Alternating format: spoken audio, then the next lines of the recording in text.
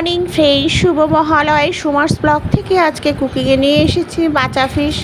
বাঁচা মাছগুলো আমি নুন হলুদ মাখিয়ে নিচ্ছি।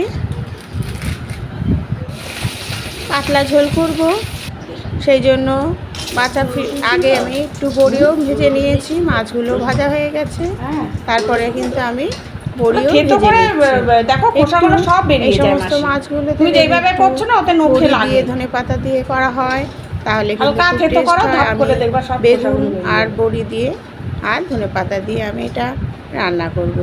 বেগুনগুলো ভেজে নিয়েছি, ডাইরেক্ট তেলে কালো জিরা আর কাঁচা লঙ্কা ফোড়ন দিচ্ছি। একটু নুন দিয়ে দিলাম যাতে না ছেটে, নুন দিয়ে আমি একটু হলুদও দিয়ে দিচ্ছি।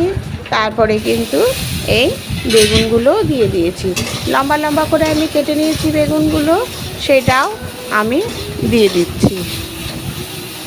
তেল দিই খালি কড়াইতেই না। তার মধ্যে একটু জিরের গুঁড়ো দিচ্ছি। জিরের গুঁড়ো দিয়ে ভালো করে আমি এটা কষিয়ে নিচ্ছি। আর একটু হলুদ দিয়ে দিলাম, লাগবে তাই। আর একটু কষিয়ে নিয়ে তারপরে কিন্তু আমি একটু টমেটোও দিয়ে দিলাম।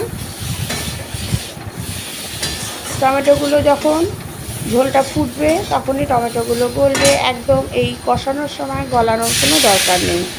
দিয়ে দিচ্ছি এর উপরে একটু নাড়াচাড়া করে জলটা দিয়ে দিলাম।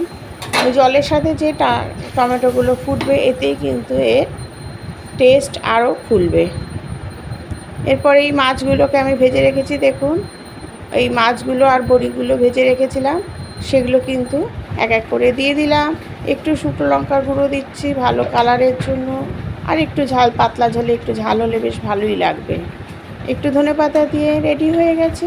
প্লিজ সাবস্ক্রাইব, বেল আইকনটা প্রেস করুন।